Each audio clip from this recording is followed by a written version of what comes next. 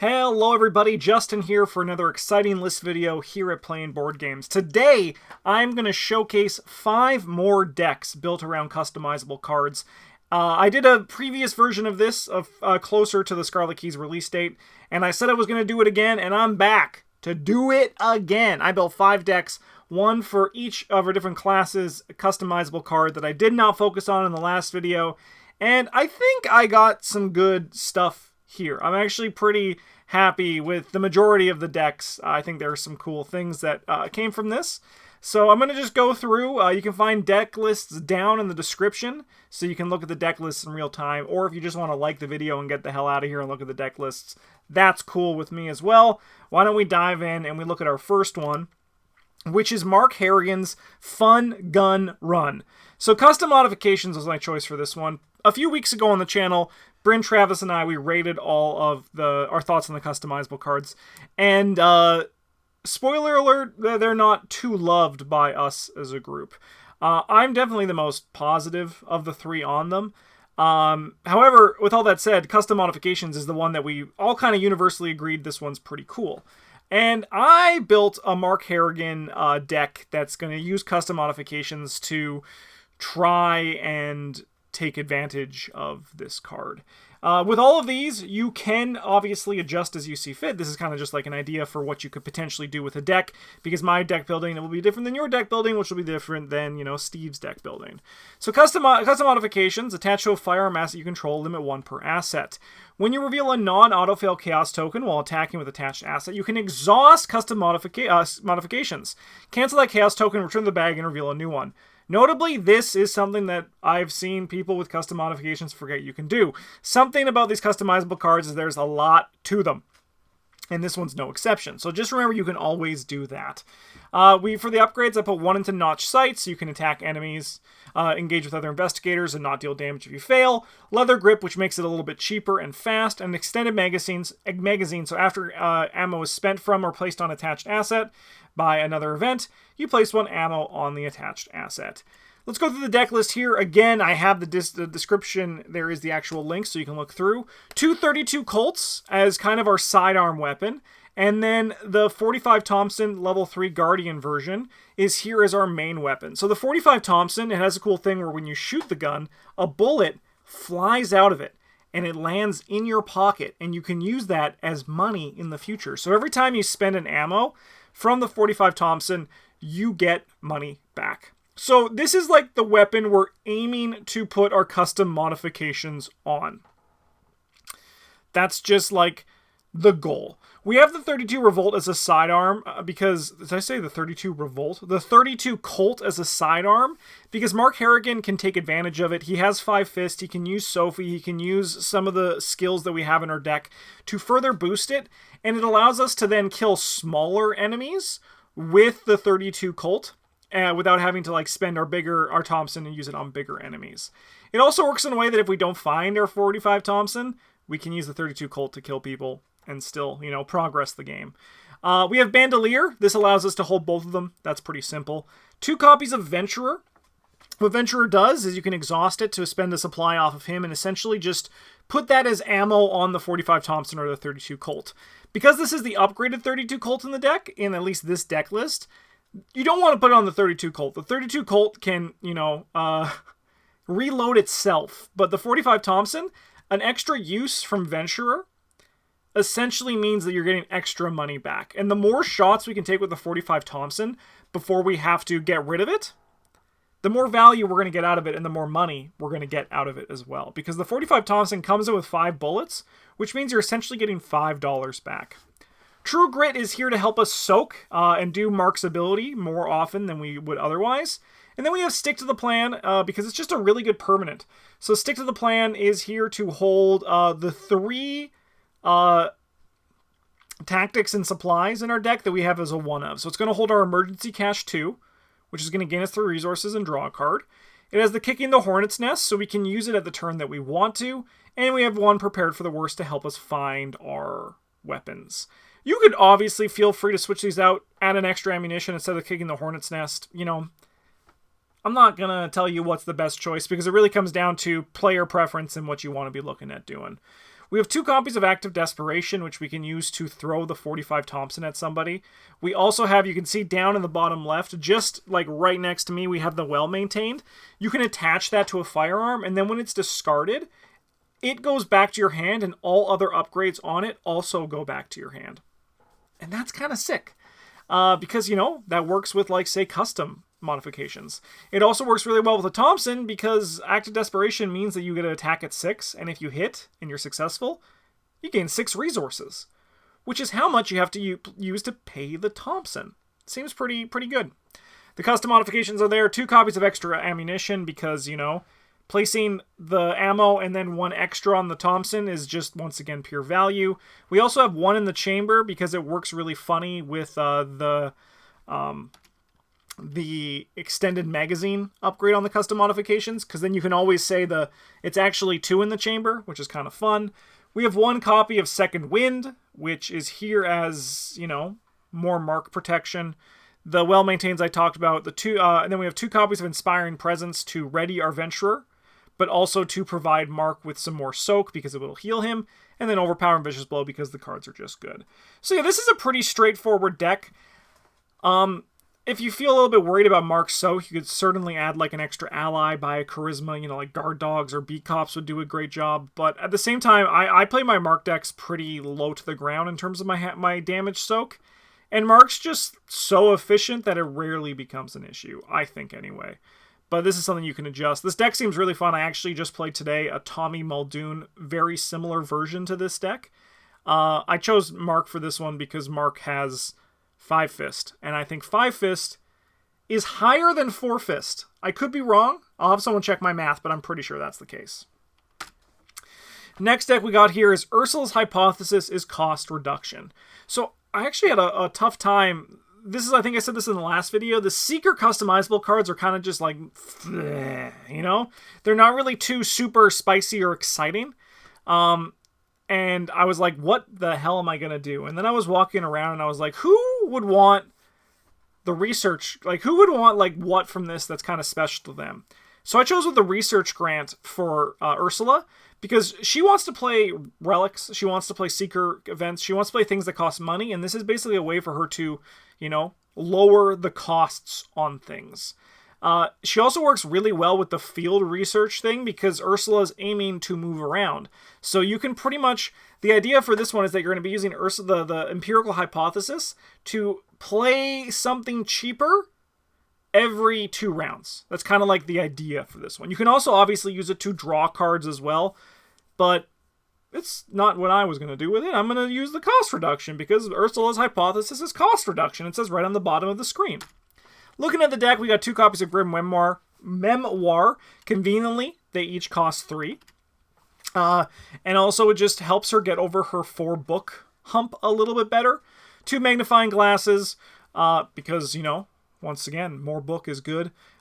We have some of our relics here. We have the Prophesy Profana, which gives her book and foot and just also kind of just busts things wide open. The Crystalline Elder Sign, the Eon Chart 1s, and the Jewel of Aureolus. This could be Eon Chart 4, but obviously, like, you know, you're a bit kind of like locked into the experience when you build these decks. I always aim to be at 29, and that's just the Eon Charts 1 just fit better. I think Eon Chart 1 is fine. I think it goes up in value in Ursula because, you know, she can get the extra investigate out of the move. But if you have the experience, if you build these decks and play them naturally to upgrade, I think obviously the higher level versions are better. Jewel of Aureolus is a great card, great relic. And then we have Dr. Ellie as our ally because she also can hold these relics. That's a surprise. That's what she does. Good job, Ellie, and that's why you're here, rather than some of the traditional ones, because once again, my goal with these customizable card decks is to kind of just build around the idea and really embrace the idea, rather than just going like hyper-focused on only efficiency like I normally do. We have Death 13 as a tarot card. More book is good. There's the Hypothesis. Field works because they work so well with Ursula. Pathfinder because moving is good. Moving is good. That's like really what it comes down to. They also hit that like 3 cost level. So like, even though, I'm going to go back to the other slide for a second. it's, even though, like, obviously, like, we want to do the relics with it because the relics are fun, I love that anything, it's just whatever, the next cost card you play this is reduced by 3, right? So yeah, reduce the cost of the next card you play this phase by 3, which is conveniently the Pathfinder. So basically, once you get the 2 evidence on the Empirical Hypothesis, your Pathfinder is good to go. 2 copies of Relic Hunter because we want to have the Crystalline Elder Sign, the Jewel, and one of the Eon charts in play. That's just what we want to do. Burning the Midnight Oils seem a bit strange here because the whole idea is the Empirical Hypothesis, the economy of our deck, but you need backup economy for your economy. That's just how it works. That's just how it has to be. Deep Knowledge for card draw. No Stone Unturned is actually a little bit interesting because I think this card goes up in value if you don't need to pay for it. If it only costs an action, but only, like, 2 moves instead of the 2 resources, I think that's kind of sick. Unearth the Ancients, the level 2 version, because of, all of the assets that we're going to have in our deck that are Seeker assets, but also the Relic synergy that comes with the Eon chart and the Prophesy as well. Notably, Prophesy is particularly expensive for that, but you might be able to break through it. You might be able to be honest. And then we got 2 copies of Deduction and 2 copies of Perceptions for the skills for this deck. I think this deck it's like, as I said, the Seeker customizable cards certainly are, I think, the least exciting of the bunch. But I think this is a fun-looking deck, and if it interests you, you should give it a shot. Next up, we got Tony Morgan, and Tony Morgan is the action man. Tony Morgan has honed his instinct for years to become the peak man at taking actions. So, 1 cost event. It's actually going to cost 0 in this deck. You get to take an additional action if something happens, which is if the agenda or act advances, you succeed at a skill test by 3 or more, or Killer Instinct, an enemy engages you. It costs 1 less, and we get 3 copies of it in our deck, and it's also Force of Habit. We put out the big stuff. We get 2 actions instead of 1, and then it removes itself from the game. So, obviously, if you haven't figured it out yet, this deck is all about taking as many actions as we can. So we're running 2 copies of the 41 Derringer level 2, because if you succeed by 3, which Tony is very wont to do, you get to take an additional action once per round. We have the Mauser and the Switchblade to also kind of pad out our weapons. Mauser is just the level 0 versions for this deck, but obviously if you get more experience, you can put more into it, right? Get the upgraded versions. And then the upgraded Switchblades are here because Tony's good at fighting with them. And the 41 Derringer, you can fire off the shot, get the extra action, and then use your Switchblade to finish the enemy off. Makes sense. Borrowed Time, because we can bank our actions to get more actions in the future. Borrowed Time, you can bank up to 3 actions on it, then you basically get those actions that you can spend each turn. And if you don't need those 3 extra actions, you can use them to just reload the Borrowed Time. Nice and simple. Haste, if we take 2 of the same action in a row, you get a 3rd one for free. That's just a deal. It's like a buy 1, get 1, but it's buy 2, get 1. So, not a BOGO, but a BTUGO. So close. Just once again, the goal is action, so anything that gives us actions is really nice. Leather Jacket and Lonnie. If there is a big weakness for Tony Morgan, it's probably the fact that you kind of, like, most of the time end up always playing 4 cards of your deck are kind of just decided for you. And in this case, those cards are 2 copies of Leather Jacket and 2 copies of Lonnie Ritter. End of the Road gives you actions, so it's in the deck. Fight or Flight gives you stat boost, depending on the number of horror on you, for a set number until the end of the round. Until the end of your turn, rather. I think it's the end of the... No, it's until the end of the round, so you get the thing. So once again, if we're looking at taking a lot of actions, we are looking at, trying to make ourselves as strong as we can for those actions. And that's why do not adjust your television set or your mobile phone or your computer screen. I put a 1-of copy of Grit Your Teeth in here. Kind of as a joke. Okay, kind of as a joke. But I was thinking about it, and realistically, I think this is the one time where this kind of actually makes sense, right? This goes into the theory where... Bryn and I, we say now, it's a thing we say, it's like, how many unexpected courages do you need to get out of something for it to be worth your while, right? And with this, if you're taking, for example, I don't know, 7 actions on your turn, if you spend one of those actions to kind of just chunk it and fail, like fail a book test, or you fail during the Mythos phase at the perfect time, and you're going to take 7 actions, that's 3.5 unexpected courages on Grit Your Teeth, right? So while this is here as kind of just like, I thought it would be funny to include, and it could be another card, and it probably would be better, I actually want to make a case that I think this is the first time where I feel like Grit Your Teeth actually has a home. It makes sense to me here in this deck. It actually does. And I think actually you can take advantage of it and get a bunch of unexpected courages.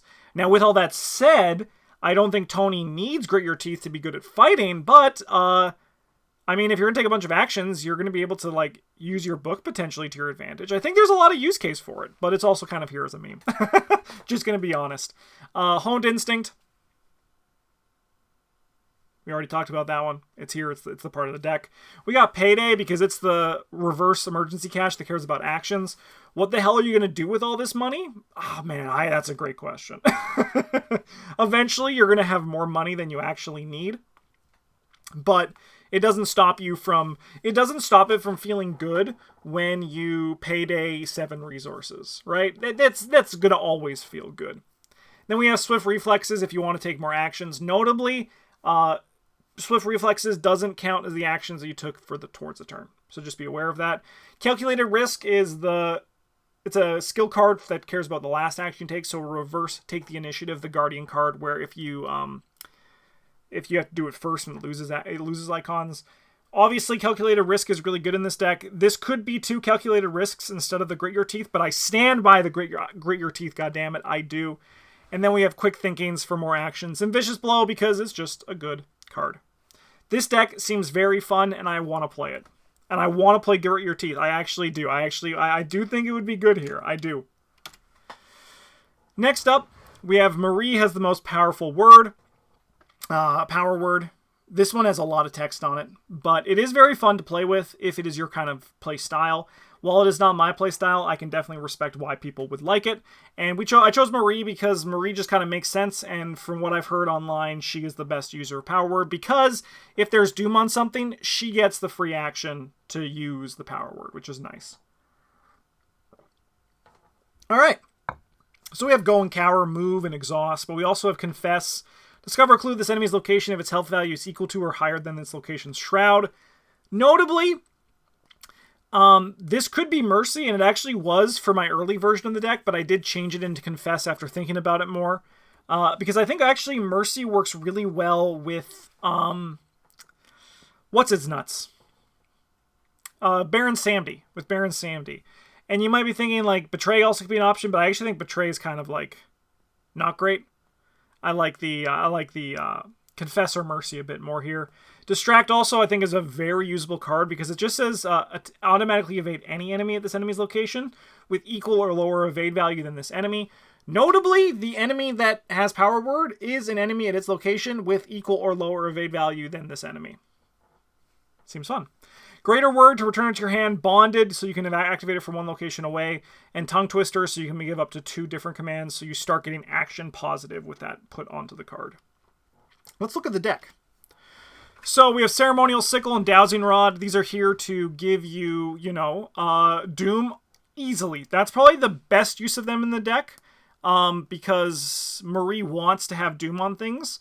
And the more redundancy she has to get Doom on stuff, the more efficient she's going to be. Sixth Sense is here to be a consistent way for us to get clues. Dowsing Rod can also work for that, because don't underestimate the move and investigate. Don't underestimate the move and investigate on the Dowsing Rod. The action compression there can be very efficient for you. Sixth Sense, though, is our general tool, and it's just our more efficient tool, and obviously better tool to get clues off locations. Crystal Pendulum instead of Holy Rosary. This might be a placeholder that I did not change when I had it on Mercy instead of whatever the other one was, Confess. Just because I was like, oh, we don't need Horror Soak because we're going to be healing it. But it could it's personal preference for these 2-cost accessory slots that give Brain, whatever you want. Arcane Initiate gets Doom, gets us spells. David Renfield gets Doom, gets us more Brain, gets us resources. Notably, all these decks are built with no taboo list, if you're wondering. Yes, David Renfield still exists. He is still a card you can play in this game. And both of these allies, we don't really care if we lose them to Baron Samedi. Blood Pact is a permanent that we're paying for. It's very useful. We don't have Moonlight Ritual in this deck, so it's just kind of a button we can press if we need more Doom. And don't forget that you have Mystifying Song, and you obviously could put Moonlight Ritual in here, or Moonlight Ritual, whatever it's called. Yeah, so it could be worth your time still if you are worried and you want to use the Blood Pack more often. Bizarre Diagnosis is now like my new tech card for... It's my new tech card for Harvey Walters, but I think it's actually a pretty good tech card for Marie as well, especially when she starts taking more damage from Baron Samedi. Blinding Light is a spell. I put it in because it was different. I put it in because, I thought it would be fun. This could also just be Spectral Razor. She's not as good a user of it compared to some other people. But she's still going to have like 6 Brain, right? Or 5 Brain, and then you're still going to attack at 6, and you're going to hit most things. You might just have to work a little bit harder, but Blinding Light was my choice here, but this is also going to be entirely your preference. Captivating Discovery, because with the Confess, it's easier for us to pick clues back up. We basically get like an actionless clue a turn, right? That's kind of like the thought process behind there. Deny Existence, it's a staple. Map the Area. Card's great. You should try it out. Card's really good. She also has great stats for it as well. Power Word's the card for the deck. Read the Signs is great. It's a great card. That's just the reality. Word of Protection is a staple. The Word of Commands are here to help us find the power words. But if we have our power words, it can grab a 6th Sense. If we have the 6th Sense, it can grab one of the other spells we want in our deck. And then we have Prophesy because it has Doom synergy and Marie likes Doom. Easy. Easy deck. I think this one's pretty straightforward. And once again, trying to have a bit of fun with it. Last deck we have here is called Ashcan Pete Will Never Fail Again. And this deck's kind of wild, I think. I think this deck is... it doesn't really... So it has very little like clue compression. So it's not going to be really good at picking up lots of clues really quickly. However, what it is going to be good at is just making sure that you pass all 3 turns on your test, so you never risk anything at all. It gets even better if you put Eucatastrophe in here to stop the auto-fail, but we haven't done that. But we have Pocket Multi-Tool. Spring-Loaded is the most important thing here, because it turns all this into a lucky. Prybar is Treacheries, Sharpened Knife is attacks, and Magnifying Lens is Investigation, otherwise known as the 3 things that we don't want to fail. So we essentially have a lucky for a Treachery, an attack, or an Investigation once we get a Pocket Multi-Tool in play. And remember, Ashcan Pete can discard a card to ready an asset. He usually does it on Duke, but you can also do it on Pocket Multi-Tool. Alright, another Dowsing Rod again. You can ready it to move, but also just because I believe in this card's top action. I really do. The move and place a Doom on it and then just get rid of it is really nice. One thing that's also nice about Dowsing Rod, it's basically just like another Duke in a way. Because Dowsing Rod is basically a Duke. It's basically a Duke. It's another copy of Duke in your deck. You just have to put some Doom on it and like not just be brain dead and get clues, right? You need to actually like kind of sequence your stuff and think a little bit and to get full value of it. But Dowsing Rod's really nice. You can also ready it. It's an asset that exhausts, which obviously goes up in value in Mr. Ashcan Pete. The Pocket Multi-Tools are there because they are, the card we're building around. Token of Faith. We're a Blessed deck in like very little aspect of it. We're a Blessed deck by convenience rather than like that's what we're trying to do.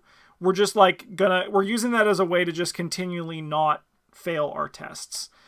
This is mostly because Jacob Morrison is just another lucky that we can have on standby. We're basically just like lucky.deck is like kind of what it is. So Jacob Morrison, he does not ready. He only readies when you reveal a Bless token, or when you're Ashcan Pete and you use your ability to ready an asset you control. Simple as that. Ashcan Pete and Jacob Morrison is a very good combination. Field Work is a great card. Travis is a big advocate for Field Work, and I agree, and I think it's great in Ashcan Pete. Works with Duke, works with Dowsing Rod. It's great. Ancient Covenant is here to just basically not have any risk when we draw our Bless token, and it's like the strongest Covenant because it's basically just, hey, I passed this test, and it's very good. It's very good. When I say that we're not like trying to be a Bless deck with this deck, it's mostly because like we're not fishing out Bless tokens. Rather, when we see one, we're like, oh hey, I guess I'm going to exhaust this as opposed to exhausting my Pocket Multi-Tool. We have 2 copies of Look What I Found. I know I said we were never going to fail a test again, but sometimes you want to fail a test, and you can choose what you want to fail. And that's probably a test where you can use Look What I Found. And really, Look What I Found isn't really failing, it's like winning. That's just the reality. 3 Glimmers of Hope because they're really good in Ashcan Pete. At a Crossroads is the dilemma where you can discard a card or gain actions, or lose an action to draw 3 cards. Or draw cards, I don't know the exact number. Obviously, very nice with Ashcan Pete. You don't want to run out of cards, and this just helps you not do that. Our last 2 splash cards are Drawn to the Flame. And I put these in here because, once again, it actually, when I said earlier we actually don't have clue expediting the ability to expedite clues, Drawn to the Flame does it. It does. We actually have a good chunk. Look What I Found also is really great for that. But what Drawn to the Flame is really good at is that you're not really scared of failing tests with this deck, so this doesn't really have a downside. And that's awesome. Keep Faith, it's either add 4 or ready an asset. Live and Learn, once again, we don't fail.